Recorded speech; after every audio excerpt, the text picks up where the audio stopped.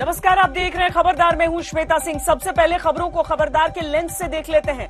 महाराष्ट्र की राजनीति में आज तूफानी हवाएं चलती रहीं। वसूली कांड के कारण अनिल देशमुख विदा हो गए। उन्होंने इस्तीफा दे दिया और इस इस्तीफे ने महाराष्ट्र में वसूली कांड पर भड़की राजनीतिक आग में घी का काम किया है। मुंबई के पूर्व कमिश्नर परमबीर सिंह ने एक चिट्ठी लिखकर अनिल देशमुख पर 100 करोड़ रुपए की वसूली करवाने का आरोप लगाया था।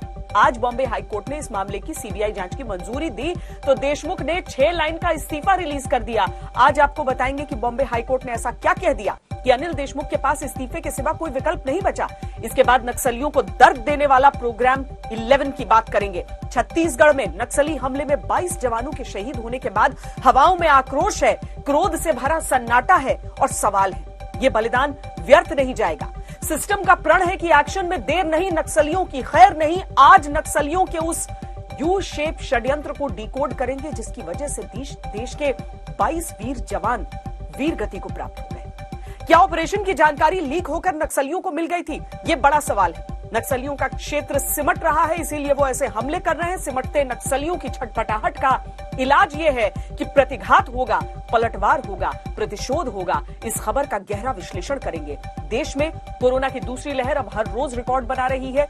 बीते दिन 24 घंटों में 1 लाख से ज्यादा नए कोरोना केस सामने आए और इसी के साथ कोरोना का इलाज करा रहे मरीजों यानी एक्टिव केस की संख्या 7 लाख के पार पहुंच गई है।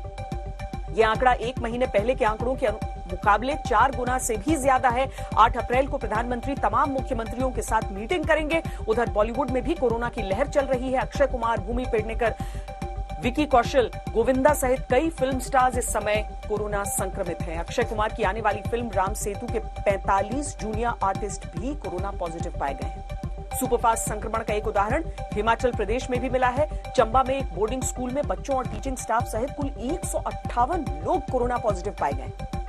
शुरुआत लेकिन हम महाराष्ट्र से करेंगे, जहां के वसूली कांड में आज नया मोड़ आया। अनिल देशमुख ने दोपहर को गृह मंत्री पद छोड़ दिया। 15 दिन से अनिल देशमुख का बचाव किया जा रहा था। यह साफ साफ कहा जा रहा था कि देशमुख इस्तीफा नहीं देंगे, लेकिन देशमुख पर शरद पवार का मन अचानक कैसे बदला? इसके पीछे बॉम्बे हाईकोर्ट का वो फैसला है जिसमें वसूली कांड की सीबीआई जांच का ऑर्डर दिया गया। इसके बाद अनिल देशमुख को कुर्सी पर बनाए रखना बहुत मुश्किल था, क्योंकि शरद पवार और ठाकरे सरकार को यह पूरा अंदाजा होगा कि अब देशमुख पर देर की गई तो और फजीहत होगी। हाईकोर्ट के फैसले को महाराष्ट्र सरकार और खुद अनिल देशमुख सुप्रीम कोर्ट तक चुनौती देंगे। लेकिन इस कानूनी लड़ाई के बीच आज की बड़ी बात यह है कि 100 करोड़ की वसूली कांड की सीबीआई जांच होगी। कैसे? सीबीआई जांच के इस ऑर्डर के 3 घंटे के अंदर अनिल देशमुख का इस्तीफा हो गया और एनसीपी अब देशमुख के बचाव में क्या कह रही है, ये सबसे पहले हम आपको बताते हैं।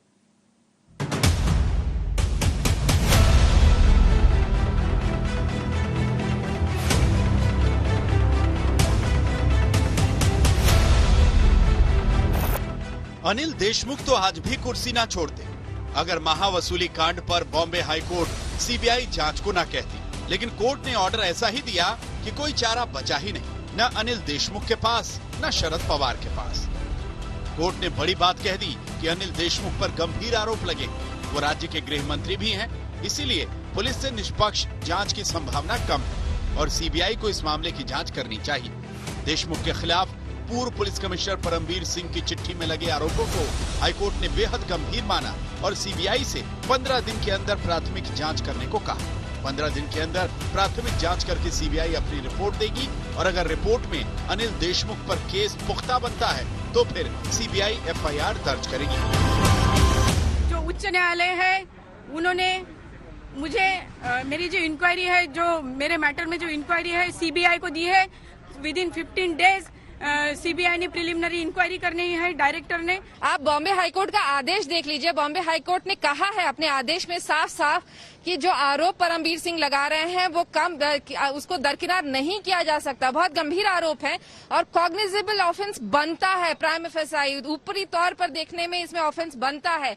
यही वजह है कि बॉम्बे हाईकोर्ट ने इस पूरे मामले में सीबीआई की जांच सौंपी है और यही वजह है कि अब जब ये पूरी जांच पड़ताल शुरू होगी तो 15 दिनों में ही पता लग पाएगा कि सीबीआई को क्या मिल रहा है और क्या नहीं मिल रहा है। उसके आधार पे वो डिसाइड करेंगे कि एफआईआर रजिस्टर करना है कि नहीं। लेकिन मुश्किल अभी कम नहीं हुई है, अभी तो बढ़ी है। अब सोचिए, इसके बाद भी अगर अनिल देशमुख मंत्री पद पर बने रहते और मंत्री रहते सीबीआई उन्हें बुलाती मंत्री रहते उनसे पूछताछ करती, फिर अगर उन पर एफआईआर होती तो इससे शरद पवार और सरकार की कितनी फजीहत होती। इसीलिए सुबह 11:30 बजे जब बॉम्बे हाईकोर्ट का फैसला आया तो इसके 3 घंटे के अंदर अनिल देशमुख के इस्तीफे वाली चिट्ठी भी आ गई। वो शरद पवार से जाकर मिले, फिर सीएम से मिले। इस्तीफे में ये लिखा कि बॉम्बे हाईकोर्ट की वकील जयश्री पाटिल की याचिका पर सीबीआई जांच का आदेश हुआ है। इस आदेश के बाद नैतिक रूप से गृह मंत्री के पद पर बने रहना सही नहीं है, इसीलिए उन्होंने खुद ही पद छोड़ने का फैसला किया। लेकिन ये नैतिकता पहले क्यों नहीं याद आई? 1-2 दिन नहीं, 15 दिन हो गए। इतने बड़े मंत्री पर आरोप लगे, कोई छोटा मोटा आरोप भी नहीं था।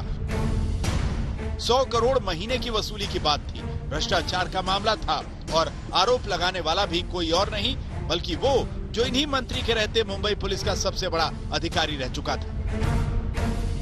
लेकिन इसके बावजूद 15 दिन से पूरी एनसीपी और शरद पवार अनिल देशमुख की दीवार बनकर खड़े थे और बार बार कह रहे थे कि इस्तीफा तो नहीं होगा। आपकी सरकार मान रही है? नहीं, देखिए, मान हम आज भी नहीं रहे हैं कि वो कोई गलत काम उन्होंने किया। हम पहले दिन से हैं कि आरोप वेग हैं, बेबुनियाद हैं और कहीं ना कहीं गलत तरीके से लगाए गए। जुडिशियल इंक्वायरी हमने बैठाई थी, अब कोर्ट ने सीबीआई इंक्वायरी बैठाया है।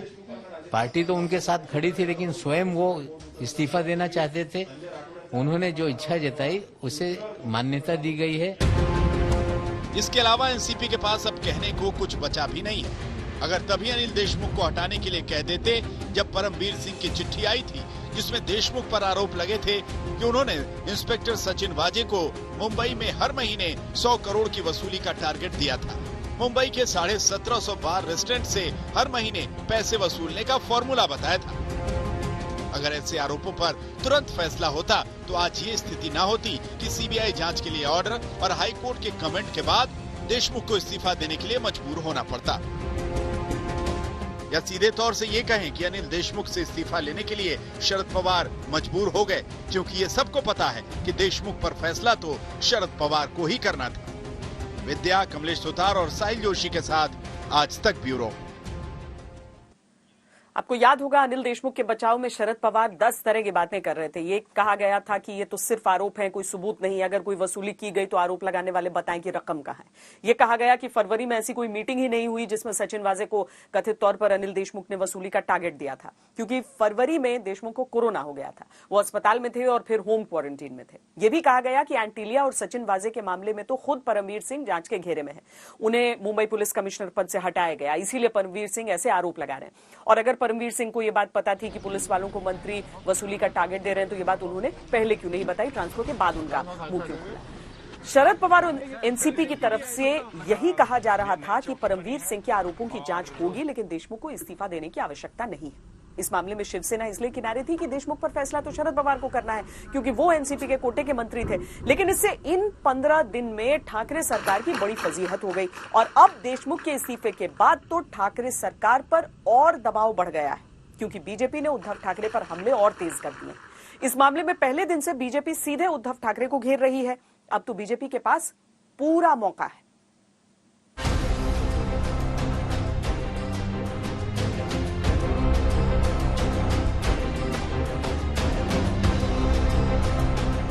ये अनिल देशमुख का इस्तीफा है।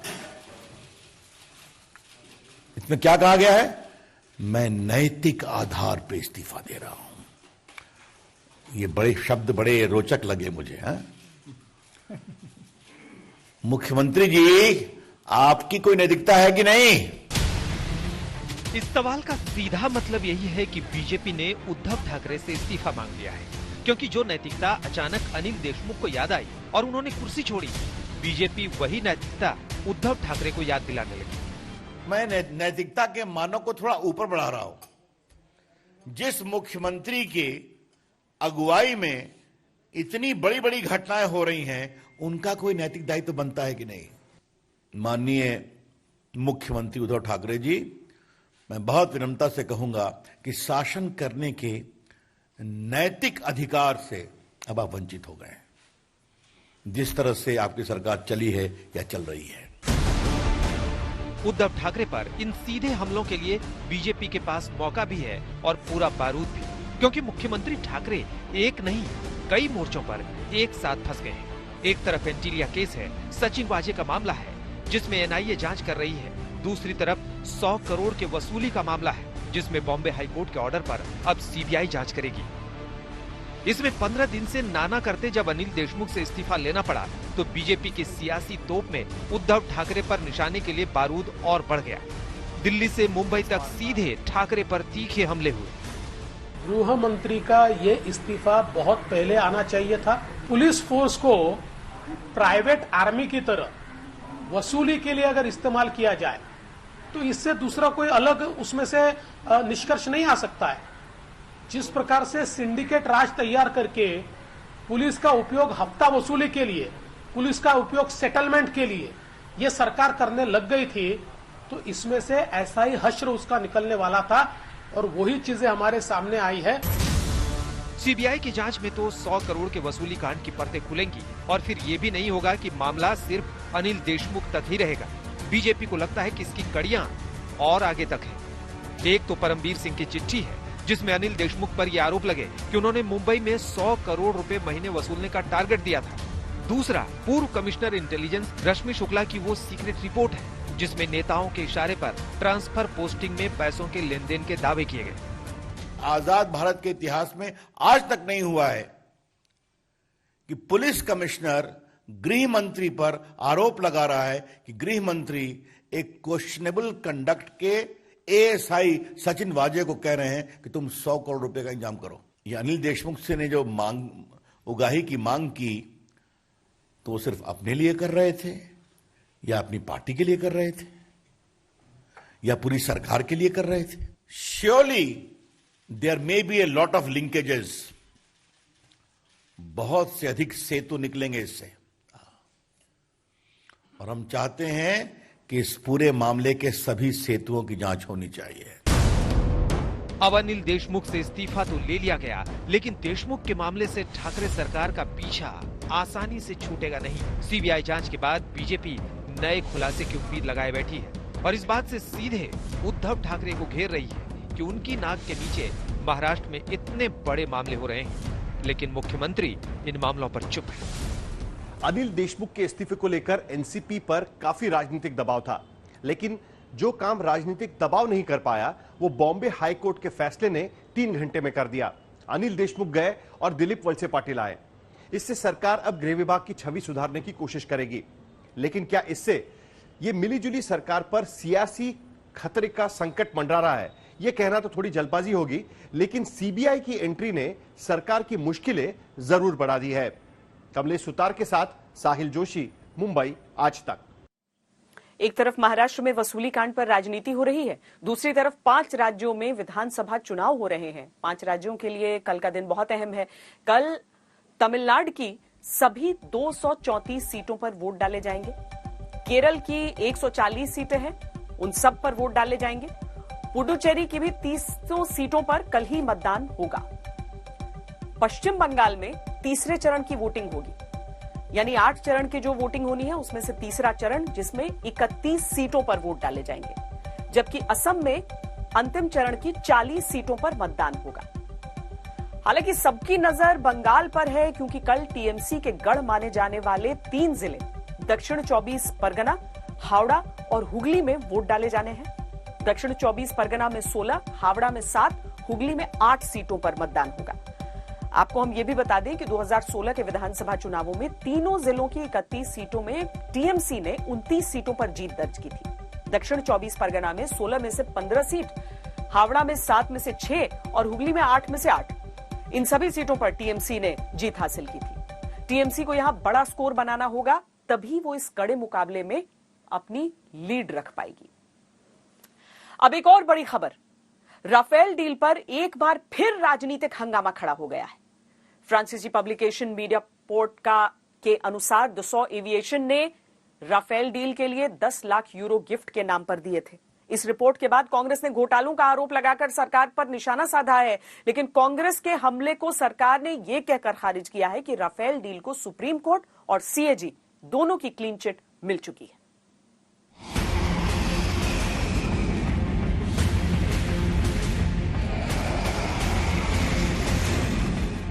भारत में राफेल का पहला स्क्वाड्रन पूरा होने में बस चंद रोज बाकी है, लेकिन राफेल डील को लेकर विवादों का नया पिटारा खुल गया है। फ्रांसीसी पब्लिकेशन मीडियापार्ट का दावा है कि राफेल बनाने वाली कंपनी दसॉ एविएशन ने डील के लिए एक भारतीय फर्म को गिफ्ट के नाम पर कम से कम 10 लाख यूरो दिए।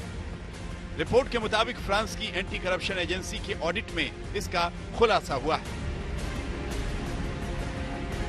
Back in 2018, the French anti-corruption agency performed a routine audit of Dassault, and they discovered that 6 months after the Rafale deal with India has been signed by the French and Indian governments, Dassault received an invoice of 1 million euros for the purchase of Rafale model planes. So, you know, little models, not that little, big models, but just plain models, for 1 million euros. And the problem is that they wrote that in the accounting as a gift to customers. Media part के मुताबिक gift के नाम पर रकम transfer पकड़े जाने पर Dassault ने सफाई में कहा था कि पैसे को राफेल के मॉडल बनाने में खर्च किया गया, हालांकि राफेल के ऐसे मॉडल बने ही नहीं।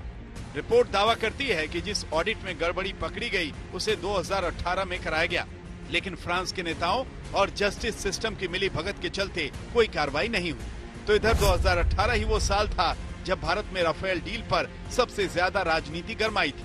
अब नए दावों के बाद कांग्रेस सीधे प्रधानमंत्री मोदी से जवाब मांग रही। प्रधानमंत्री जी तो कहते थे ये गवर्नमेंट टू गवर्नमेंट कॉन्ट्रैक्ट है, तो गवर्नमेंट टू गवर्नमेंट कॉन्ट्रैक्ट में कमीशन खोरी और बिचौलिए कैसे हो सकते हैं?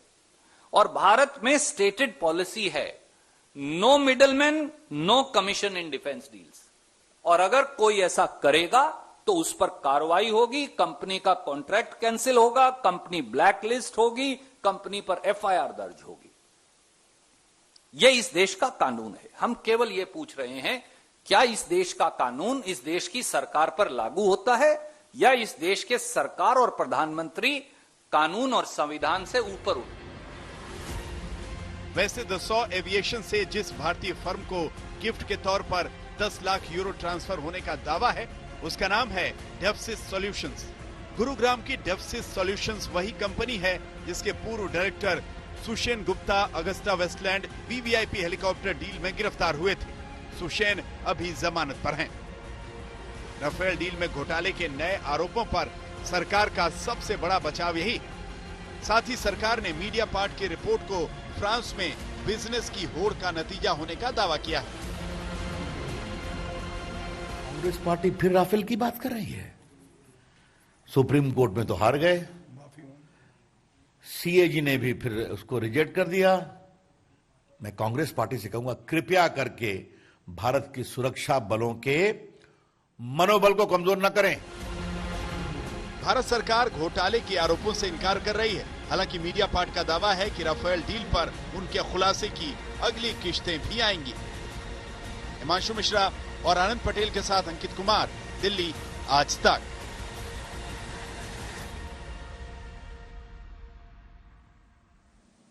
और इस समय की एक बड़ी खबर आपको दे दें कि बिहार समेत कई राज्यों से भूकंप की खबरें सामने आ रही हैं, यानी इन राज्यों में भूकंप के झटके महसूस किए गए हैं। बिहार, बंगाल, इन दोनों राज्यों के कई क्षेत्रों में भूकंप के झटके महसूस किए गए हैं। हम आपको यह भी बता दें कि जो हमारे सामने जानकारी है उसके अनुसार सिक्किम भूटान बॉर्डर पर ये भूकंप रहा है। जमीन के नीचे 10 किलोमीटर इसका एपिसेंटर बताया जा रहा है और 5.4 रिक्टर स्केल पर इसे मापा गया है। बिहार के कई इलाकों में इन झटकों को महसूस किया गया है और शुरुआती जानकारी के अनुसार हल्के झटके कहे गए हैं।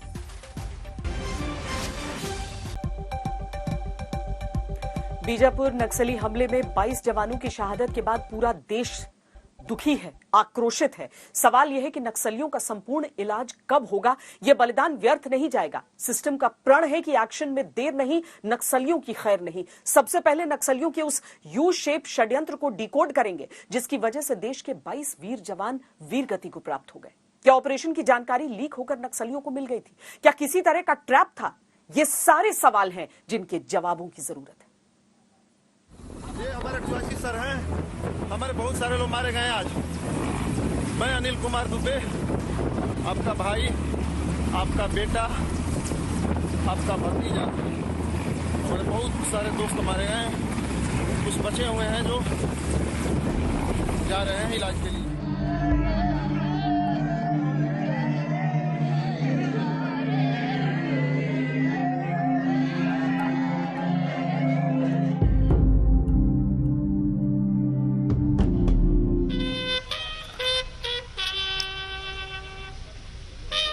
वतन के लिए सर्वोच्च बलिदान देने वाले वीर जवानों के पार्थिव शरीर दुख से भरे मौन में अपनी वीरता की कहानी कहते हैं और साथ में होता है आक्रोश से भरा सन्नाटा, विदाई का बिगुल और चुभने वाले सवाल।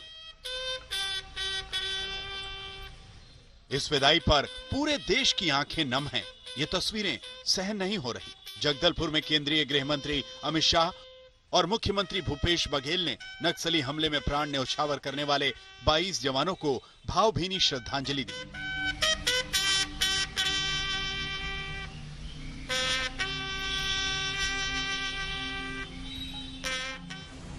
आक्रोशित करने वाली इस घटना के बाद अब देश को इंसाफ चाहिए।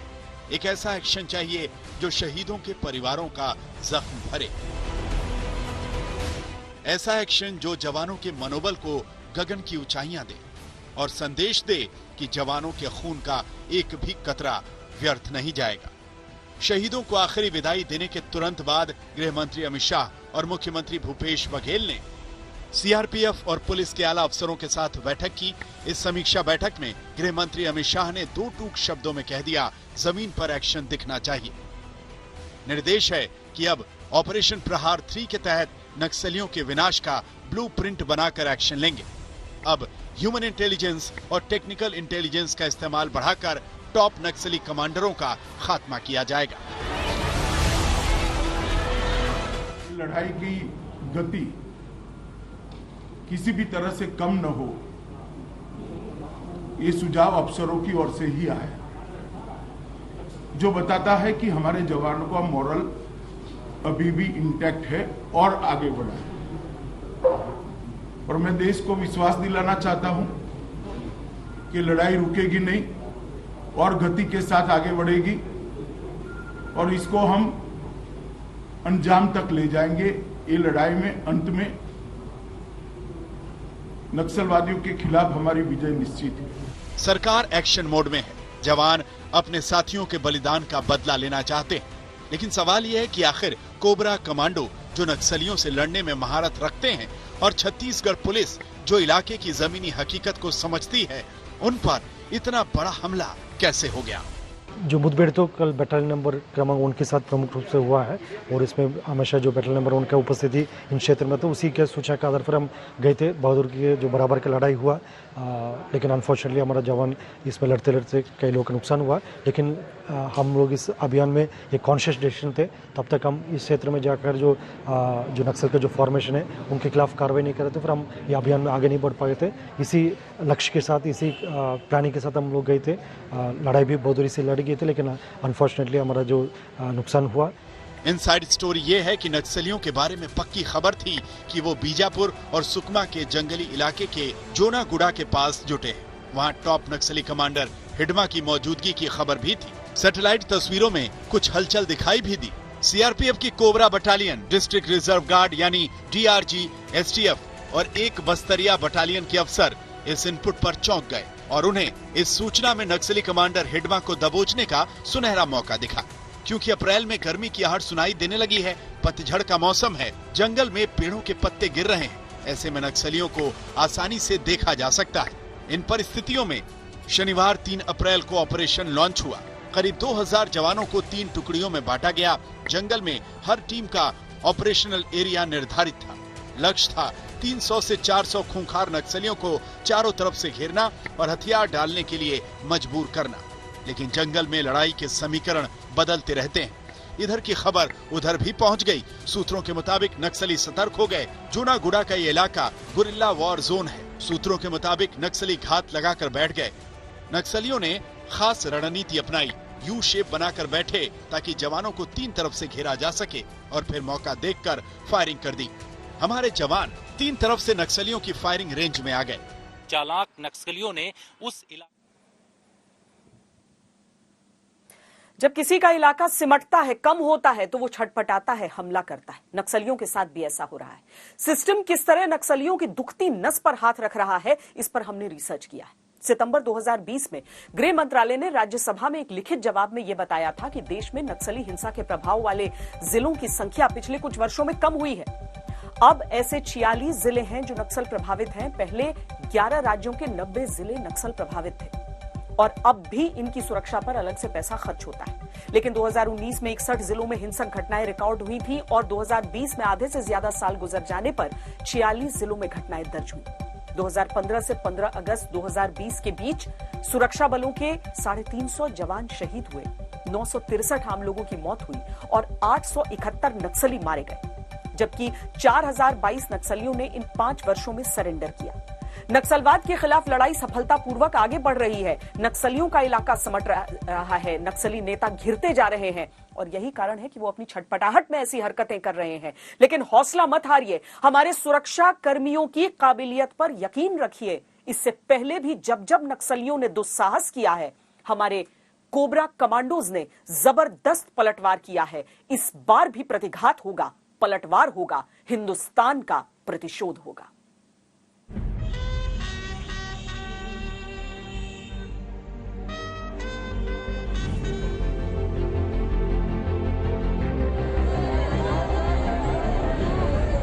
दर्द है, लेकिन दम उससे ज्यादा है।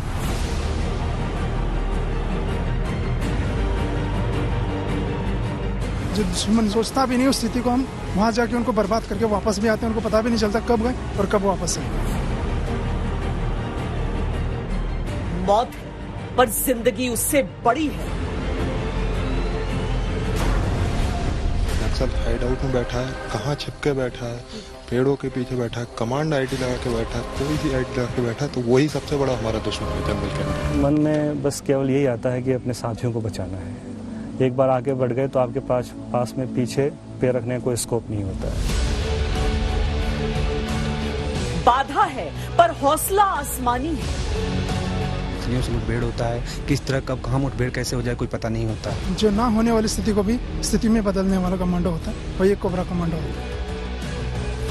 बस्तर के जंगलों में कहीं कोई चूक तो हुई है, वार हुआ है, पर यकीन मानिए पलटवार उससे कहीं ज्यादा घातक होगा। कोबरा कमांडो को किसी भी चीज से डर नहीं लगता। दुश्मन जहाँ है उसको पास जाना है और उसको बर्बाद करना है बस।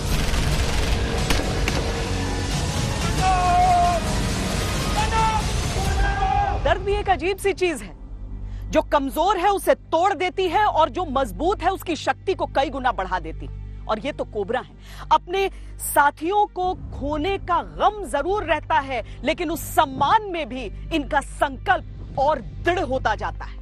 10 महीना नौकरी करते हैं, 2 महीना घर में रहते हैं, तो जो साथी इस तरीके से चले जाते हैं और अपने आंखों के सामने देखते हैं, तो इससे ज्यादा दुख दर्द और कुछ नहीं हो सकता। गुस्सा, जबरदस्त गुस्सा होता है कि उसके बाद हम ठान लेते हैं कि इनका बदला तो लेंगे। कोबरा कमांडो वो है जो कोबरा की तरह विष लेके चलता और अपने दुश्मन में एक ही बार में वार करता, उसको नस्तेनाबूद करता। अपनों को खोने का दर्द बड़ा होता है, बहुत बड़ा, पर हिंदुस्तान के वीर उस दर्द का इलाज जानते हैं। आज तक जब जब भारत पर किसी ने प्रहार का प्रयास किया है, इन शूरवीरों ने निश्चित ही उसे नष्ट किया है। देश के लिए अगर जान देने भी पड़े हंस हंस के देंगे, और उससे पहले हम अपने दुश्मन की जान लेंगे।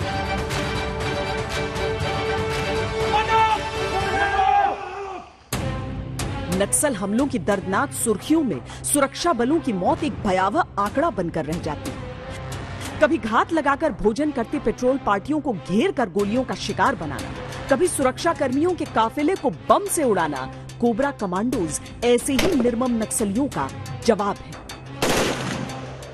उसको ये पता है कि जो मुझे टारगेट दिया गया वो सिर्फ मैं ही कर सकता हूँ, और अगर मैं नहीं कर पाऊंगा तो शायद कोई भी नहीं कर पाएगा।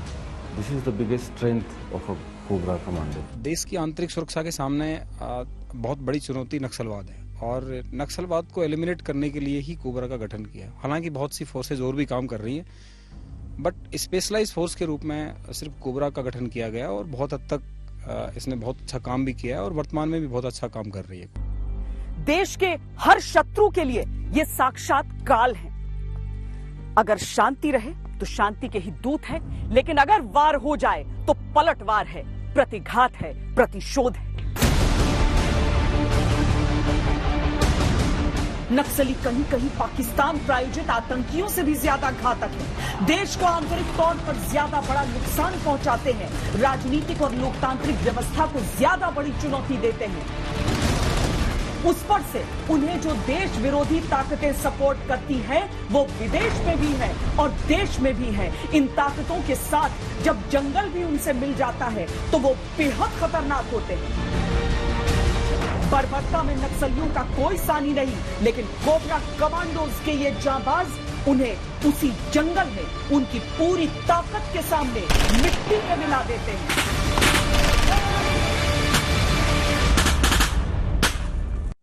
देश की आर्थिक राजधानी मुंबई समेत महाराष्ट्र में लगाए गए वीकेंड लॉकडाउन और नाइट कर्फ्यू से अर्थव्यवस्था में घबराहट बढ़ गई। अभी तक बीते साल के लॉकडाउन से इकोनॉमी उबर नहीं पाई है और अब कोरोना की दूसरी लहर से उद्योग जगत को जोर का झटका लगा है। ऐसे में अगर लॉकडाउन का दायरा बढ़ता है तो फिर आर्थिक गतिविधियां ठप हो सकती हैं, जिससे बेरोजगारी बढ़ जाएगी।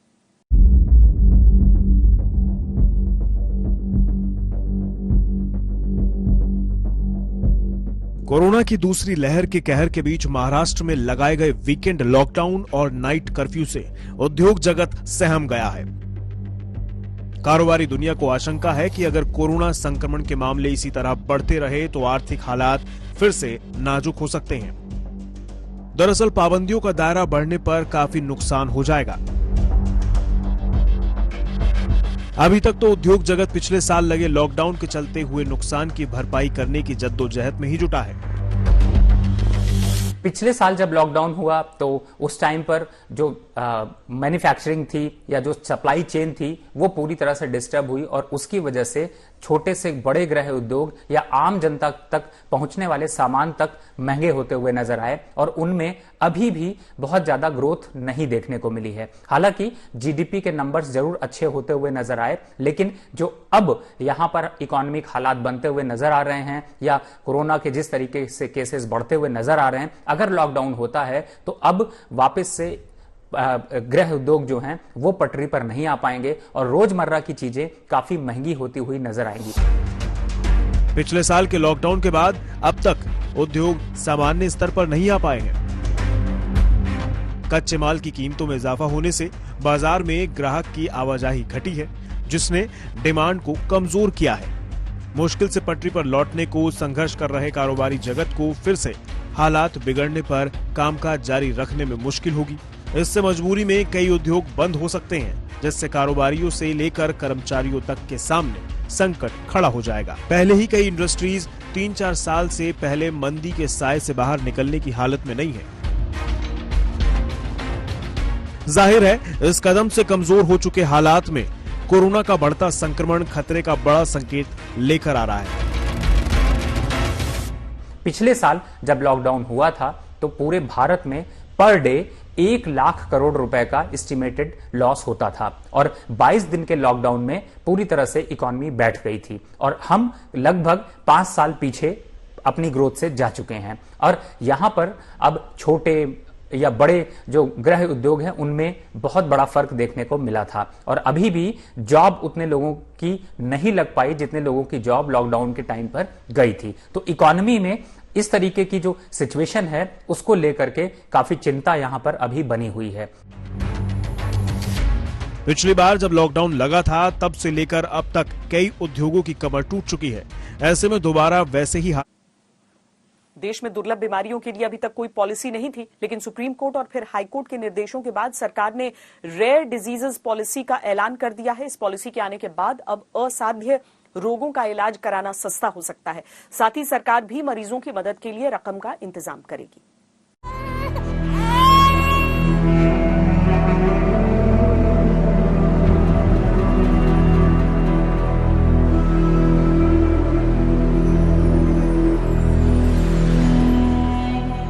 अब दुर्लभ बीमारियों का महंगा इलाज कराना आम आदमी की पहुंच में आना मुमकिन हो सकता है। दरअसल सरकार ने national policy of rare disease को मंजूरी दे दी है।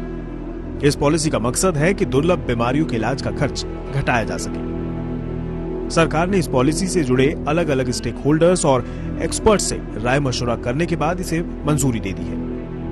जानकारों का मानना है कि ये पॉलिसी दुर्लभ बीमारियों के मरीजों की जिंदगी को बेहतर बनाने की दिशा में एक शुरुआत भर है। अभी इस पॉलिसी में कई तरह के बदलाव किए जाने जरूरी हैं, जिससे इन मरीजों को आसान और सस्ता इलाज मुहैया कराया जा सके। इसमें जो 2-3 चीजें चिकित्सक होने के नाते जो मुझे लगती है, पहली चीज तो ये है कि कुछ उपचार बहुत महंगे हैं और क्राउड फंडिंग शुरू होने में या इकट्ठा होने में बहुत समय लगेगा। तो सरकार को चाहिए कि थोड़ा इसके अंदर ज्यादा पैसे की व्यवस्था करे, ताकि ऐसे बच्चों को, जो कि हो सकता है कि समय के साथ साथ उनकी जिंदगी मुश्किल में पड़ जाए, उससे पहले उनको उपचार की कोई सुविधा मिल सके। हर प्रदेश में कम से कम भी 2 हॉस्पिटल्स ऐसे आइडेंटिफाइड हों जो दुर्लभ बीमारियों के उपचार के लिए सक्षम हो और वो उपचार दे सके, ताकि मरीजों को लंबी लंबी यात्रा न करनी पड़े। सरकार द्वारा दुर्लभ रोग नीति की घोषणा एक व्यापक व स्वागत योग्य कदम है। इससे चिकित्सा और उपचार के लिए व्यापक व सुगम व्यवस्था होगी। अतः अब नीति लागू होने के बाद जमीनी तौर पर काम करना काफी जरूरी हो गया है, जो कि नीति की सफल कार्यान्वयन यानी एग्जीक्यूशन के लिए अत्यंत आवश्यक होगा। दुर्लभ रोग की शिक्षा, जागरूकता, निदान व उपचार के साथ रोगों के लिए अनुकूलित साधन लाने के लिए हम सबको नए तरीके के समाधान सरकार के साथ साझेदारी में लाने होंगे। हालांकि सुधार तो हर कदम पर जरूरी है। इसके बावजूद ये पॉलिसी लंबे इंतजार और दिल्ली हाई कोर्ट के निर्देश के बाद जब आई है, तो दुर्लभ बीमारियों से पीड़ित मरीजों के लिए बड़ी राहत का सबब बनकर आई है। दुर्लभ बीमारियों का इलाज सस्ता करने के साथ ही इसमें देश में ही रिसर्च करने और दवा बनाने पर फोकस करने का जिक्र है। इसमें मरीजों को इलाज के लिए एकमुश्त 20 लाख रुपए देने का प्रावधान है। दुर्लभ बीमारियों के इलाज के लिए क्राउड फंड के जरिए रकम जुटाने का प्रावधान भी इस पॉलिसी में किया गया है। रिसर्च और डेवलपमेंट से जुड़े लोगों के लिए पॉलिसी में अस्पतालों से डेटा जुटाकर मुहैया कराने की बात भी इसमें कही गई है। पॉलिसी में इस तरह की बीमारियों को जल्द पहचान कर उनका वक्त पर इलाज करने की बात भी कही गई है। जानकारों का मानना है कि इंश्योरेंस के तहत किस तरह से इनकी मदद की जा सकती है, इस पर भी सरकार को काम करने की जरूरत है। नवी पेशेंट को पूरी तरह सपोर्ट करने के लिए गवर्नमेंट ने आगे भी सपोर्ट स्टेप्स लेना बहुत जरूरी है। हमें उम्मीद है कि जैसे पॉलिसी में 1 टाइम ट्रीटमेंट वाला डिसीज को स्टेप्स बताया गया है, जैसे ही जिन डिसीज को लाइफ लॉन्ग मैनेज करना पड़ता है उनके लिए भी कुछ करें। और एक इम्पॉर्टेंट चीज इसमें नहीं बताया है, वो है इंश्योरेंस। अगर गवर्नमेंट ने इंश्योरेंस को मैंडेटरी कर दिए तो इनका भी लाभ पूरा रेयर डिसीज पेशेंट को मिल सकती है। कुल मिलाकर इसे एक बेहतरीन शुरुआत माना जा सकता है, लेकिन दुर्लभ बीमारियों से पीड़ित हर मरीज का इलाज किया जा सके, इस दिशा में काम करने के लिए अभी जिन खामियों को उजागर किया जा रहा है, अगर वो भी इसमें शामिल कर ली जाएं, तो फिर वाकई ये एक आदर्श पॉलिसी साबित होगी। ब्यूरो रिपोर्ट, आज तक। खबरदार में आज के लिए इतना ही। देश और दुनिया की बाकी खबरों के लिए आप देखते रहिए आज तक।